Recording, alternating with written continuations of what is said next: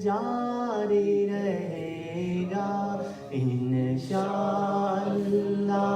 جاری رہے گا جشن ولادت جاری رہے گا انشاءاللہ جاری رہے گا عید میلاد النبی تو عیدوں کی بھی عید ہے عید میلاد النبی تو عیدوں کی بھی عید ہے بن یقین ہے عید عیداں عید میلاد النبی جشن میلادت جاری رہے گا انشاءاللہ جاری رہے گا جشن میلادت جاری رہے گا انشاءاللہ جاری رہے گا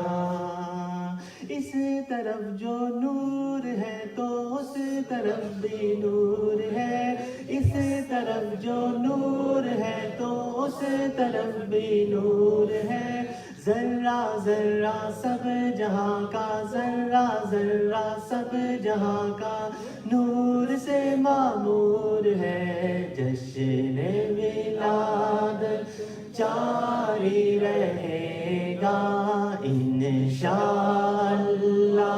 جاری رہے گا جشن ولادت جاری رہے گا جاری رہے گا آمینہ تجھ کو مبارک شاہ کا میلاد ہو آمینہ تجھ کو مبارک شاہ کا میلاد ہو تیرا آنگن نور بلکہ گھر کا گھر سب نور ہے سرکار کی آمد مرحبا دلدار کی آمد مرحبا آقا کی آمد مرحبا داتا کی آمد مرحبا آمینہ تجھ کو مبارک شاہ کا میلاد ہو آمینہ تجھ کو مبارک شاہ کا میلاد ہو تیرا آنگن نور بلکہ تیرا آنگن نور بلکہ گھر کا گھر سب نور ہے جشن ولادت جاری رہے گا انشاءاللہ جاری رہے گا جشن ولادت جاری رہے گا انشاءاللہ جاری رہے گا بخش دے مجھ کو الہی بہرے میلاد النبی بخش دے مجھ کو الہی بہرے میلاد النبی نامہ اعمال میرا عصیاں سے بھرپور ہے جشن ولادت جاری رہے گا انشاءاللہ جاری رہے گا جشن ولادت جاری رہے گا انشاءاللہ جاری رہے گا گنبد خضرا کا اب تو اس کو بھی دیدار ہو گنبد خضرا کا اب تو اس کو بھی دیدار ہو یا الہی جو مدینے سے ابھی تک دور ہے جشن ولادت جاری رہے گا انشاءاللہ جاری رہے گا جشن ولادت جاری رہے گا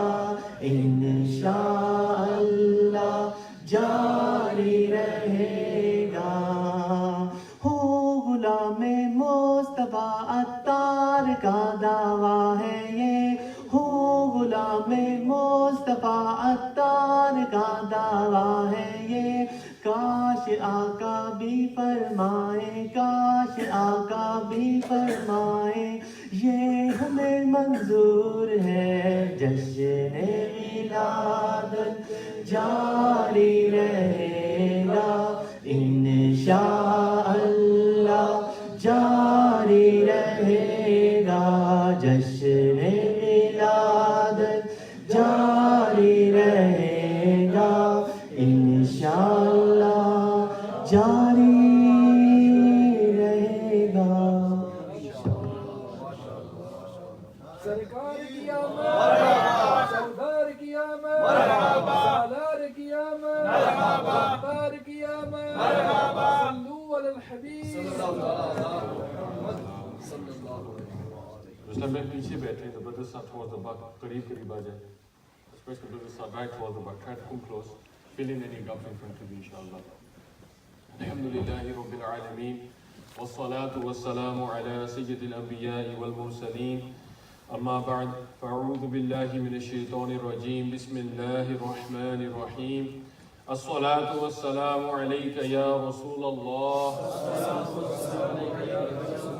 وعلى آلك وأصحابك يا حبيب الله. الصلاة والسلام عليك يا نبي الله وعلى آلك وأصحابك يا نور الله.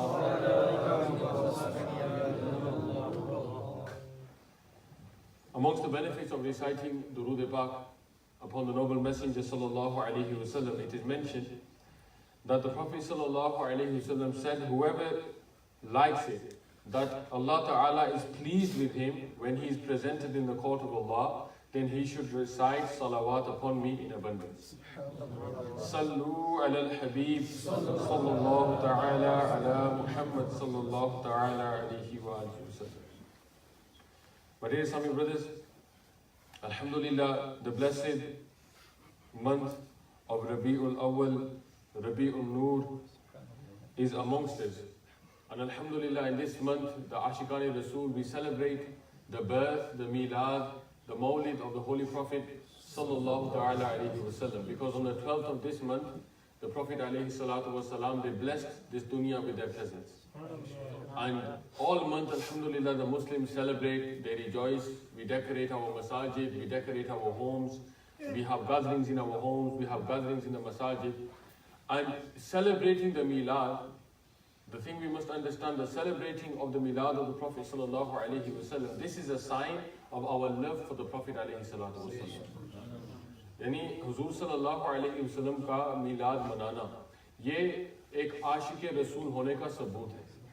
Is an expression of love towards the Prophet sallallahu alaihi wasallam. And how important is love in our deen? You know, we talk often about Ishq Rasul, how important is in Islam the status, the maqam of having love for the Prophet sallallahu alaihi wasallam. We try to understand from ayat of the Holy Quran. Allah Azza wa Jalla mentioned in the Holy Quran, Inna arsalnaka shahidan wa mubashiran wa nadhira. Translation, we have indeed sent you, O beloved, as present and seeing, hazir and nazir, and giving glad tidings and warning. In the next ayat is mentioned, in order that, O people, you may believe in Allah and His Messenger, and honor and revere the Messenger, and you should glorify Allah in the morning and the evening. This is the ayat of the Holy Quran. Now, in commentary of this ayat, in explaining this ayat, the Mufassirin, and in particularly Sayyidi Ala Hazrat Imam Ahl Sunnah, they mention something beautiful here for us to understand. They say that in this ayat, Allah Ta'ala has mentioned three things.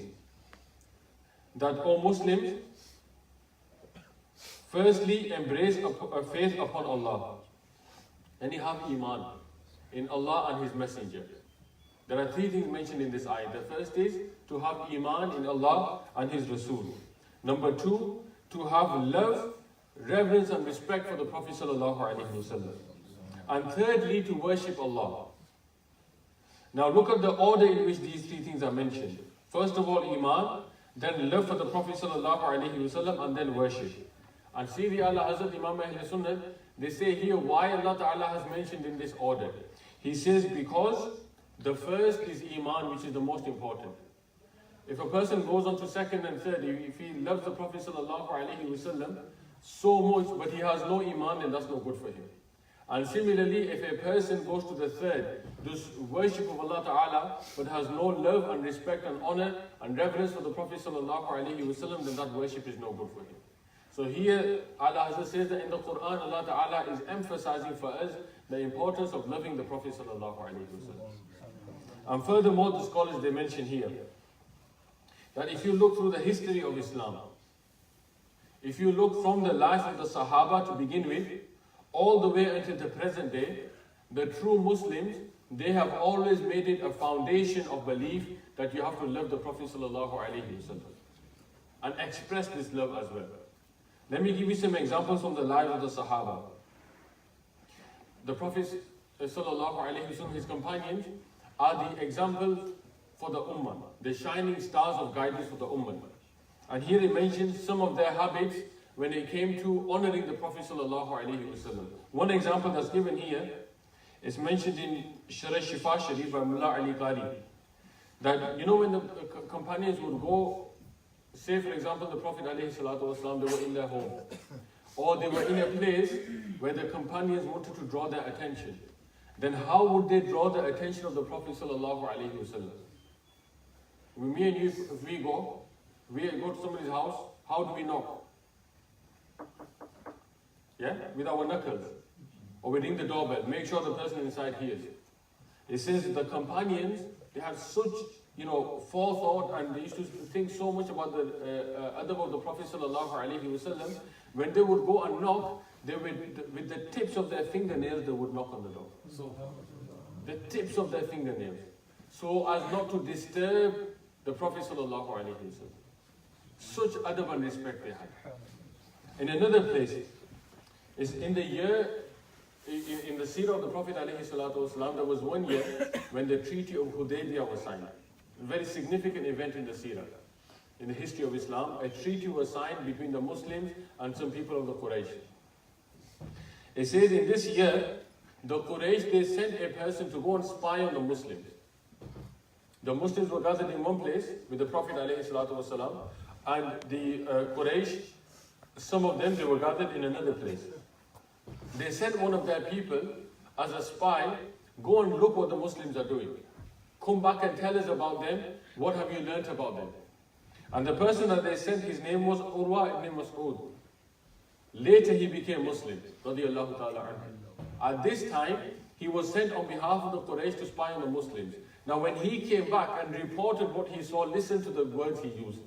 Subhanallah, from this, इससे हम अंदाजा लगाएं कि सहाबा इकराम के अंदर कितना अदब था. How much respect they had for the Prophet sallallahu alaihi wasallam. He came back and he said to all people of the Quraysh, these are his words that he mentioned.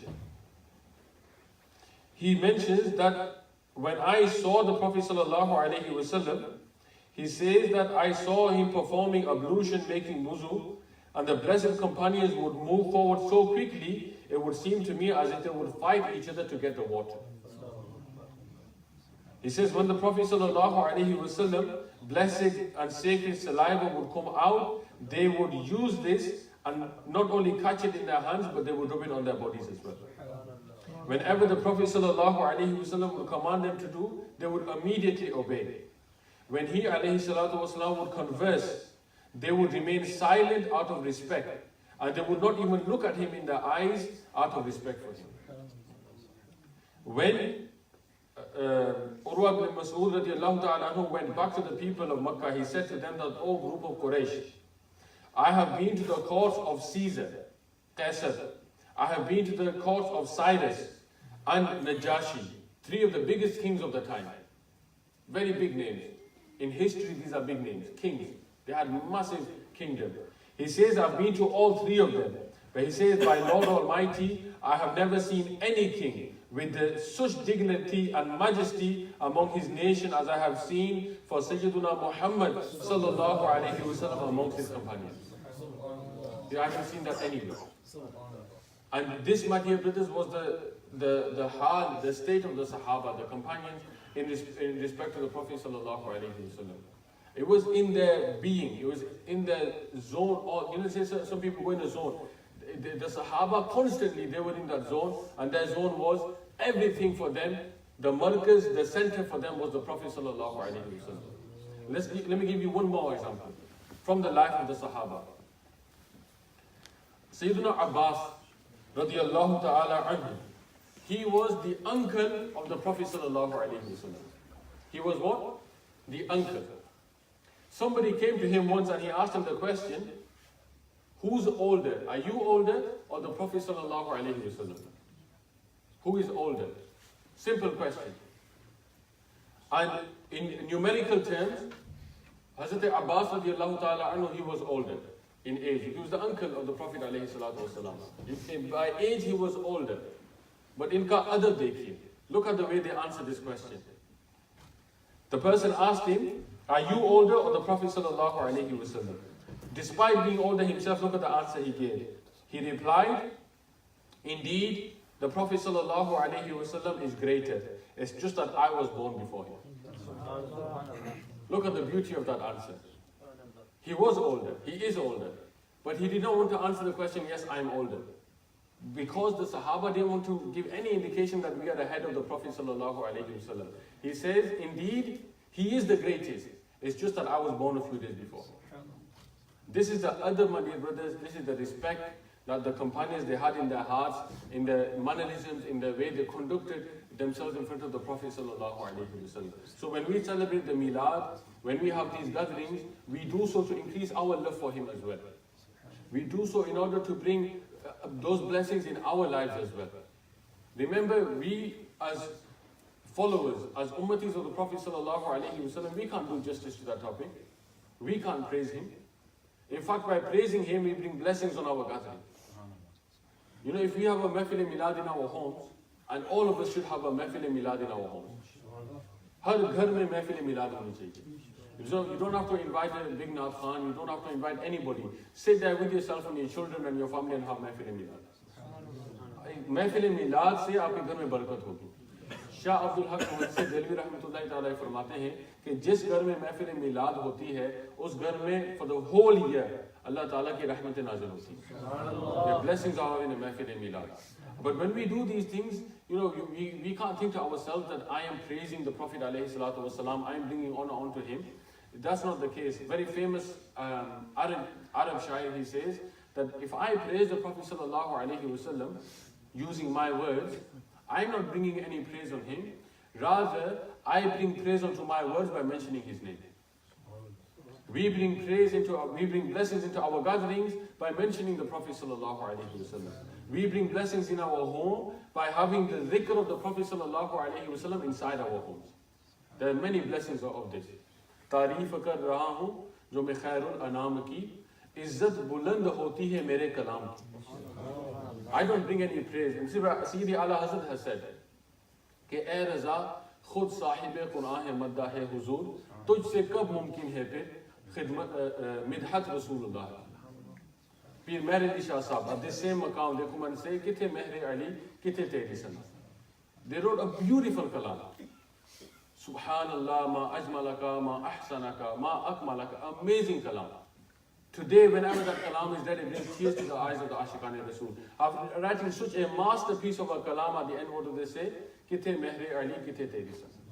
What can I praise you? How can I praise you? So, my dear brothers, when we praise the Prophet alayhi salatu wasalam, we do so for our own benefit. Or yaqeen jane for an Ashiq Rasul, zikr Mustafa is like food for the soul. You hear about his attributes, you hear about his life, you hear about his beauty, and it brings enjoyment in your heart. Alhamdulillah, in the last few days we've been celebrating the oaths of Sayyidi Ala Hazrat Imam Ahl Sunnah, Imam Ahmad Raza Khan. And one of the things you learn about Sayyidi Ala Hazrat was that by logic you can't understand everything that he achieved in his life. It's not possible for our mind to fathom, to understand how one man can achieve so many different things. And on top of all of that, his kalam, his sha'iri, normally people say that you can't put a poet, Sana Khan, somebody who writes good poetry, and alim-e-deen, somebody who's a very good alim together. Allah Hazrat proved that you can bring both of these in one person. And he is such a devout Ashiq Rasul. And here, you know, when we were, recently we had the series on Sayyidi Allah Hazrat, we were talking about his kalam. And you know, there's one kalam that probably every person in this room knows. And that is after every ijtima, every Jummah Salah, we read Mustafa Jane Rahmat Bil Akhir Salam. Bache ko ye kalam yaad hai. Alhamdulillah. We read it. And you know, this kalam in itself, Allah Hazrat has wrote more than 100 ashar in just this kalam. 100 ashar in Mustafa Jane Rahmat Bil Akhir Salam. And in this kalam, Allah Hazrat has described the features of the Prophet Sallallahu Alaihi Wasallam. From the tips of the blessed hair, on the blessed head Mubarak of the Prophet ﷺ, to the blessed soles, to the blessed Nalain Sharif, to the blessed sand which touched the Nalain Sharif of the Prophet ﷺ. Sayyidi Allah Hazrat has described all of these, and I want to pick a few ash'ar that I want to share with you to increase our love further as well, and then at the end there's a message in here for us as well. And I've just selected a few. We don't have time to go over. Even if you were to say the appearance, Allah Hazrat has written more than 50 ash'ar just in his salam describing the appearance of the Prophet Sallallahu Alaihi Wasallam. But I've selected a few that I want to share with you. Sayyidi Allah Hazrat, he starts from the blessed forehead. He writes, Jiske mathe shafa'at ka sehra raha. Jiske mathe shafa'at ka sehra. Sehra you could refer to as gear that is worn on the head, or a turban, or an imama.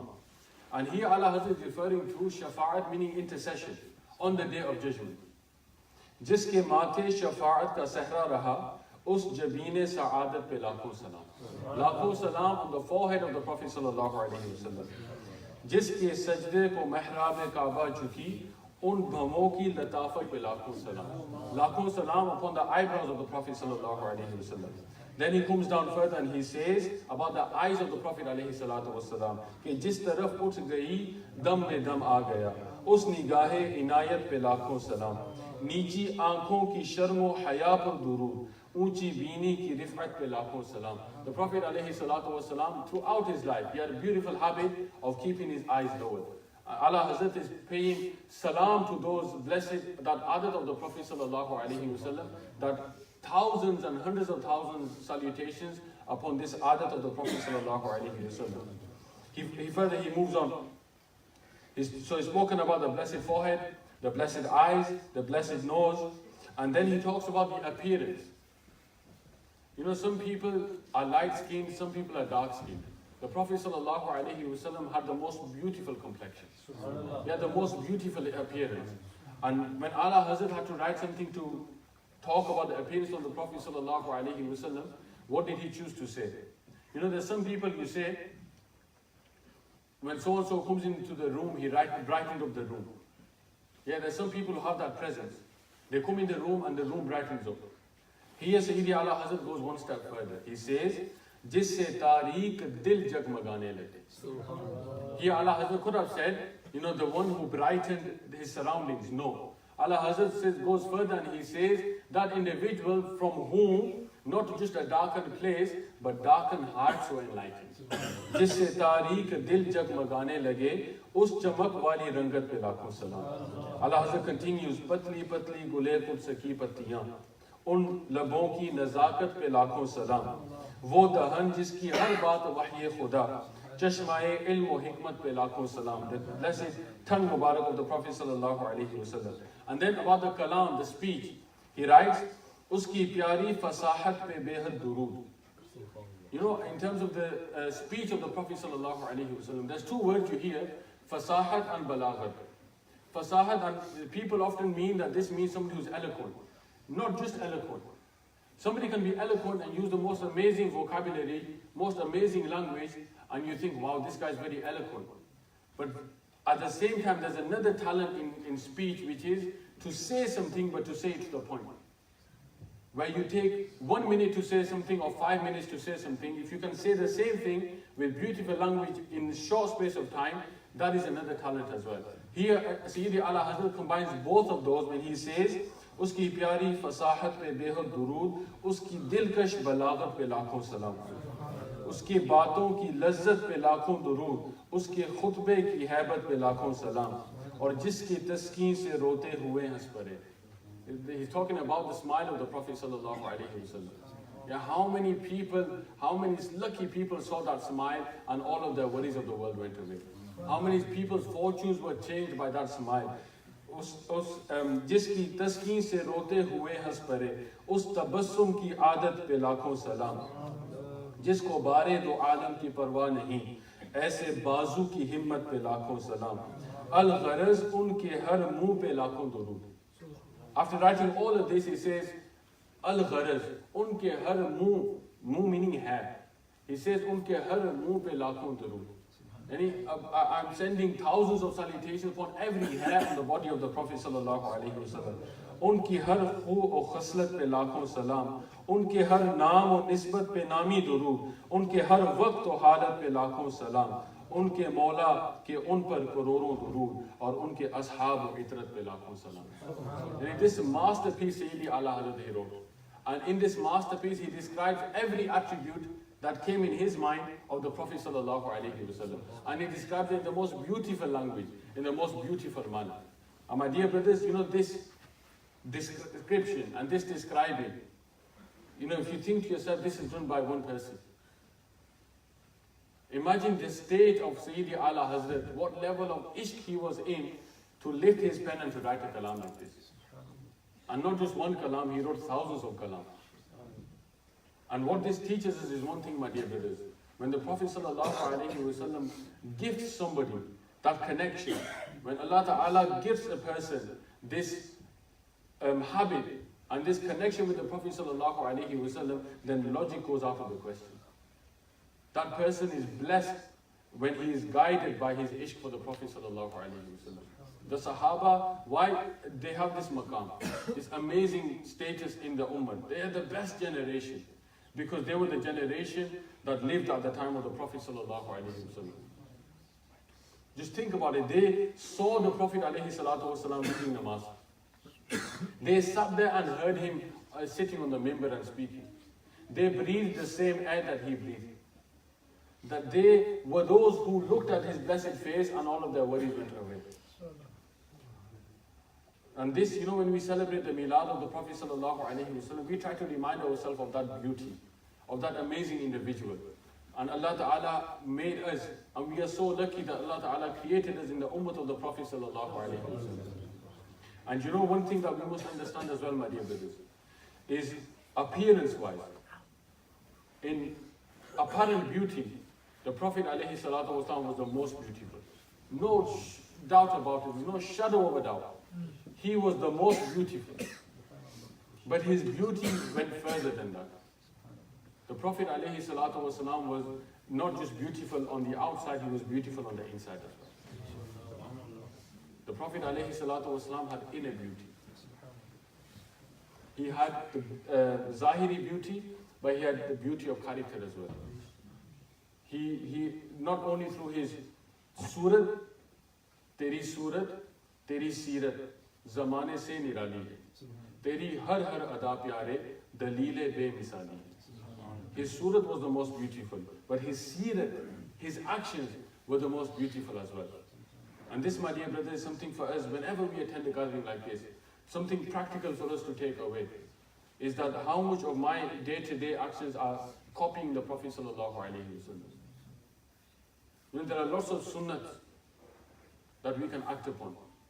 Keeping the beard, wearing the imamah sharif, all of these are actions attributed to the Prophet sallallahu alaihi wasallam. But above all of that, there is one sunnat which kind of transcends everything, and that is simply to be a good person. To be a good person. I heard a person, he was once saying, he says there are 3 rules to having a happy life, successful life. Rule number 1, be a good person. Rule number 2, be a good person. And rule number 3, be a good person. It's as simple as that. Achhe ho jao.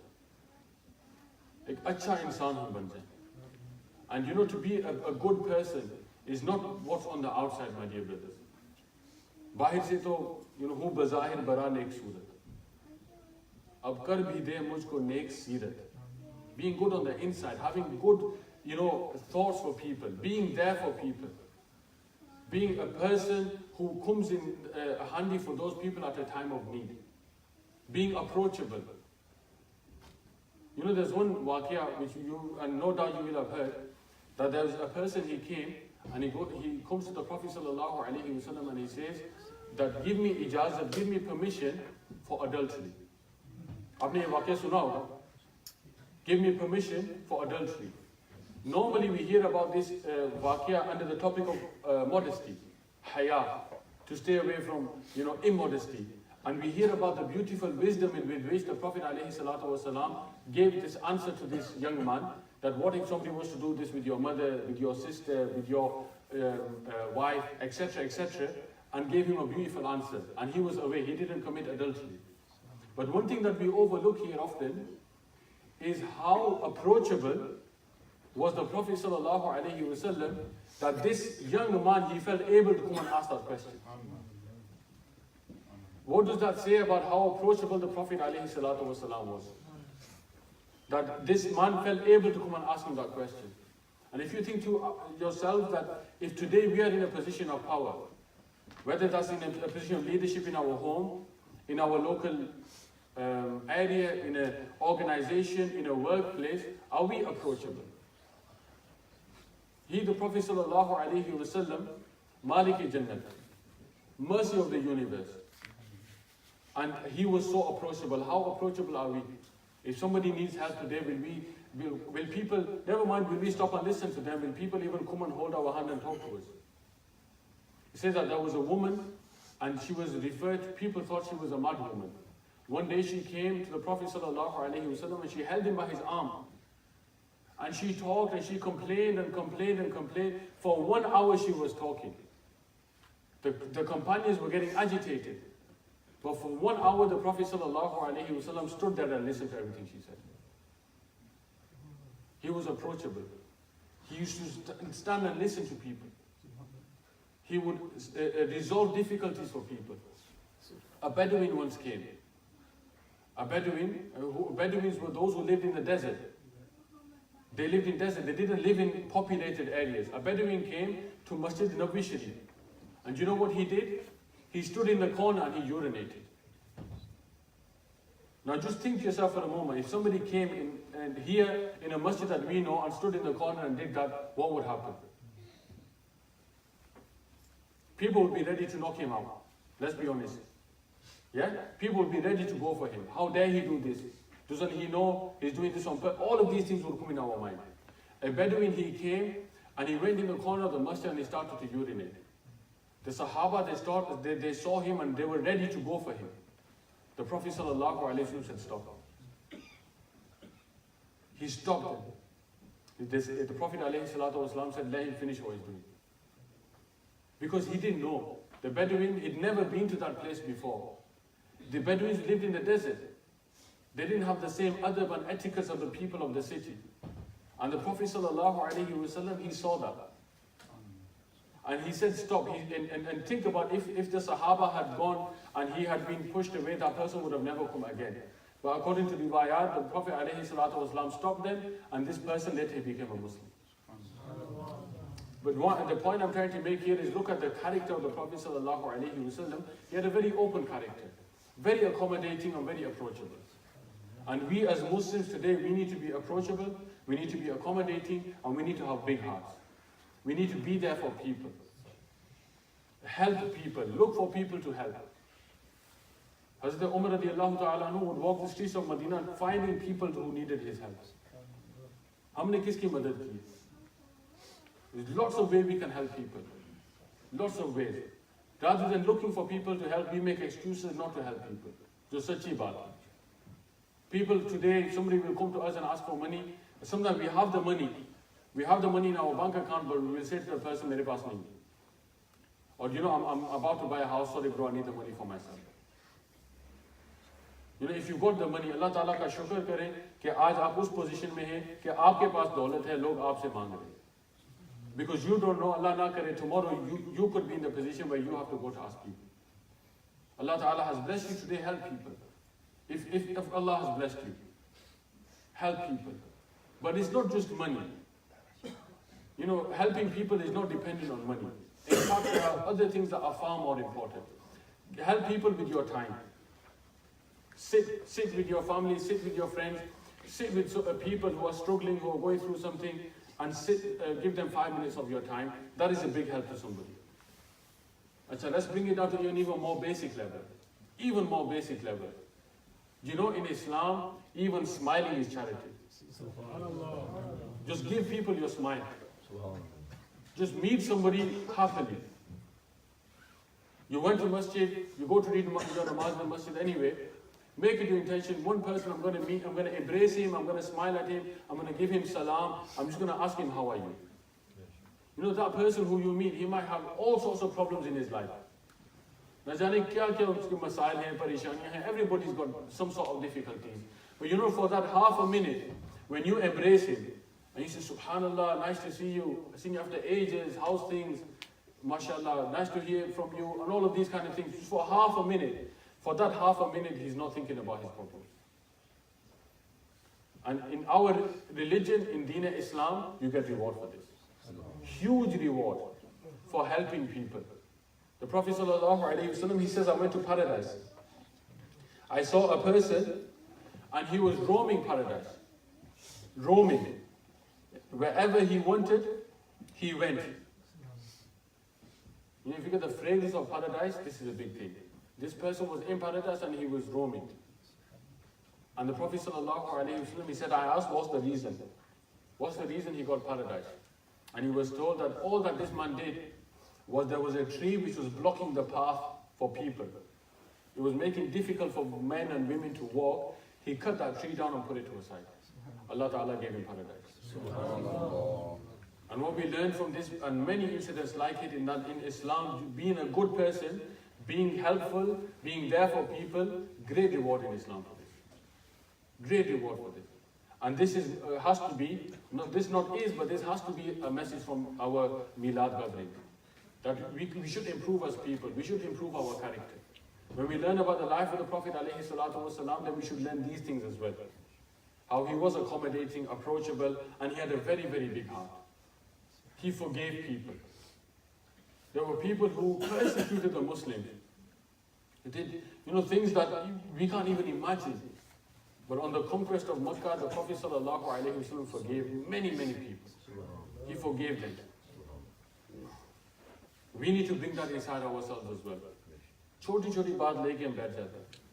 Smallest things. We don't talk to each other, or we go distant from each other. We do ghibat and all sorts of things over the smallest matters. The Prophet ﷺ forgave the enemies of Islam. The people who drove the Muslims out of Makkah, who persecuted the Muslims, he forgave them. There were people who were running away. The Prophet ﷺ sent companions to go bring them back, tell them I've forgiven them. There's no revenge against them. This is Islam. Forgiveness, tolerance, understanding.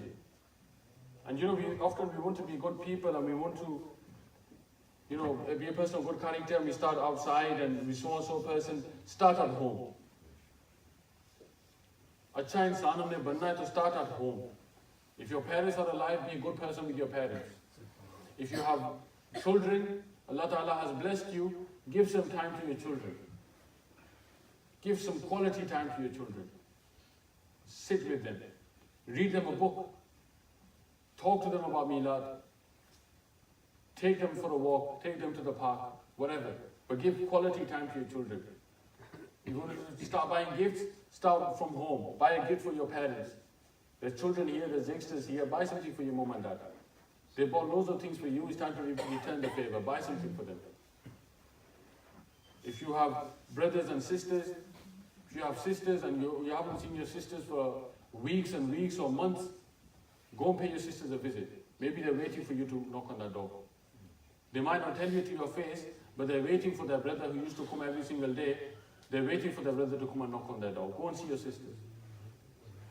If your parents, and you don't live with your parents live somewhere else, go and see your parents. The Prophet ﷺ, he said, your mother and your father, they're your Jannat, they're your Jahannam. If your parents are pleased with you, Allah Ta'ala is pleased with you. parents displeased with you, then understand that Allah is displeased with you.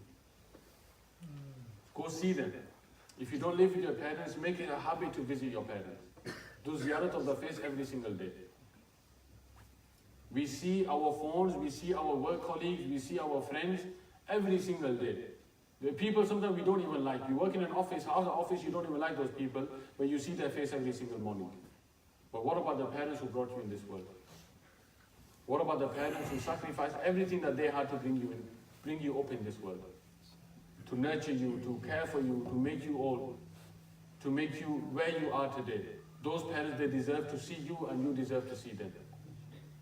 Spend some time in their service. Spend some time in their khidmat. Today we go around asking, for du'as from big names, scholars, peers, huge titles. In fact, we're standing queues to meet them and we kiss their hands. But remember, one of the most powerful du'as that somebody can make, the most powerful du'a is that of a mother or a father for their children. Next time you have a big challenge in your life, sit in your mother's feet and say, Mom, make dua for me. Sit in your mother's feet and ask her for dua. Kiss your father's hand. And like I've said this before, we stand here and people will kiss hands of scholars, which is very, very good. Alhamdulillah. We do it, I do it. A big buzurg will come, we'll kiss their hands. We'll stand in queues. But if somebody was, and in fact somebody did ask the question, a person, he said, he was in Madina Markaz in Dawat-E-Islami, and he was a young Rukn Shura, and he says that people met me, and he says, I did announce, मैंने ऐलान किया कि मेरा हाथ वही चूमे जो रोजाना अपने वालिद साहब का हाथ चूमता है. They said this. How many people do you think were left in that queue who kissed their father's hand as well? We don't do it. And if that's a step too far, don't push yourself, don't go and kiss his hand, but just spend some time in your father's company. Sit with him, talk with him. These seems like very, very basic things. How come we're talking about these things in the Milad, my friend? Because, my dear brothers, this is Milad. The person whose Milad we are celebrating, this is all his teachings. Ye jo bahar aapko nazar aa rahi hai, that we are Muslims, we respect our parents, we are good with our families, all of these ideals of an Islamic life, all of these ideals came from the Prophet sallallahu alaihi wasallam. He taught insan, human, how to live as a human. He taught children how to respect their parents. He taught a man how to be with his wife. He taught a wife how she should be with her husband, how we should look after orphans, how we should be in the community. The source of all of this knowledge is the Prophet sallallahu alaihi wasallam. And when we celebrate his Milad, we remind ourselves of this. And don't ever deprive yourself of celebrating Milad. We started with an ayat of the Quran. There is another ayat in the Quran where Allah Azza wa Jal mentions, and I finish with this, in Surah Yunus. Sometimes people say, celebrating Milad, do you have to do it? Why? And all these kind of things. It's very, very simple. Allah Azza wa Jal mentions in the Quran, say you, O beloved, on Allah's bounty and His mercy. قُلْ بِفَضْلِ اللَّهِ وَبِرَحْمَتِهِ فَبِذَلِكَ فَلْيَفْرَحُوا هُوَ خَيْرٌ مِمَّا يَجْمَعُونَ.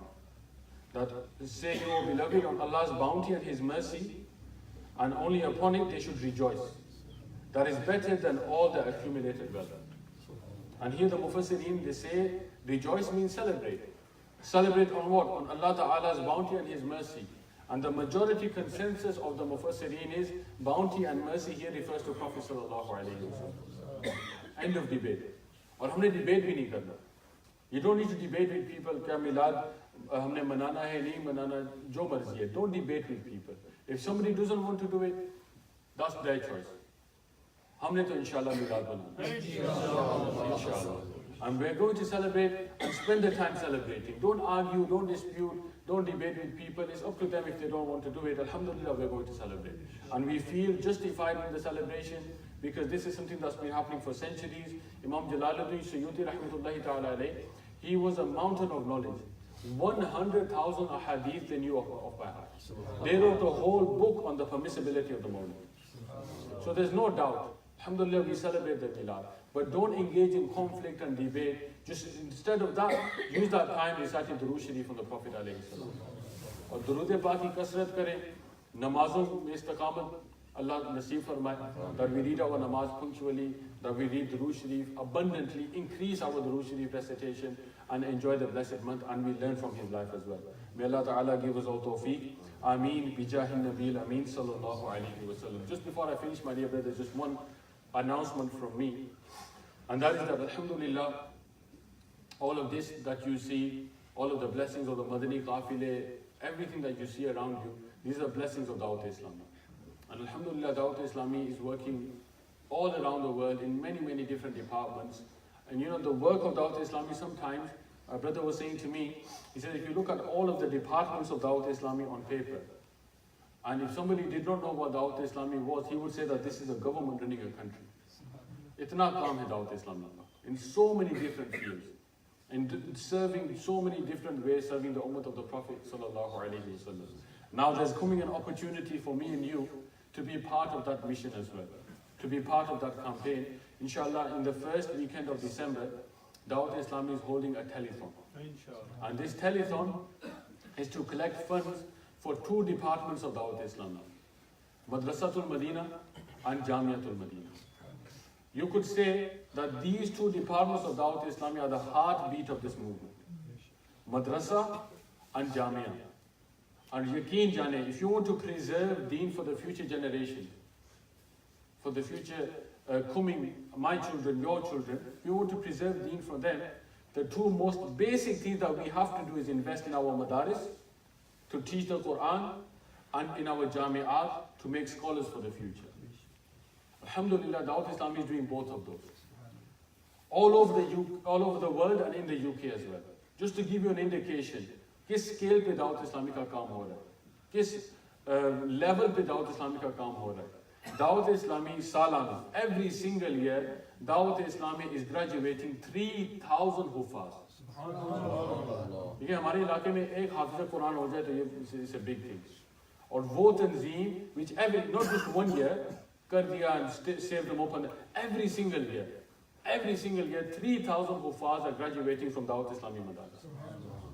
In ulama, just in the last month in Karachi, Dawat-E-Islami had a graduation ceremony. 526 ulama completed at that ceremony. Like is scale pe kaam aur kaun kar raha hai, I don't know. I haven't seen this level on this massive scale of the work happening. And isme quality bhi aap dekhe that alhamdulillah Dawat-E-Islami invest in these children. Dawat-E-Islami doesn't charge any fees for madrasa. Dawat-E-Islami doesn't charge any fees for jamia. We know how expensive it is. But Dawat-E-Islami's vision is for the future. That we don't want any child to be deprived. If a child wants to become Hafiz al-Quran, whether he's the son of a millionaire or whether his father sweeps the streets of Rawalpindi or Islamabad, Dawat-E-Islami will take both of those children and make them Hafiz al-Quran. And the reason we can do that, how do we do it? How does Dawat-E-Islami, dunya bhar mein jamiyat chal rahe. Nearly every jamia charges the fees. How is Dawat-E-Islami able to do it free of charge? Where do we get our funding from? Which government gives Dawat-E-Islami funding? I'll tell you a secret today. There is no government in the world that gives us any funding. You know where our funding is? It's you guys. Dawat-E-Islami is funded by Ashikane Rasul. And only by Ashikane Rasul. It's because of generous people like you that Dawat-E-Islami can do all of this work on this amazing level. So my dear brothers, what I want to ask you is that this telethon is coming up. It's on the 3rd of December, or 4th? 2nd of December. And Dawat-E-Islami is collecting for these two departments. Be part of that. You invest in this, and these 3,000 huffaz who graduate and go and teach and lead and teach other children and make other huffaz, make your investment in that as well. One unit, there are units being donated, one unit costs only £65. 65 honestly is nothing.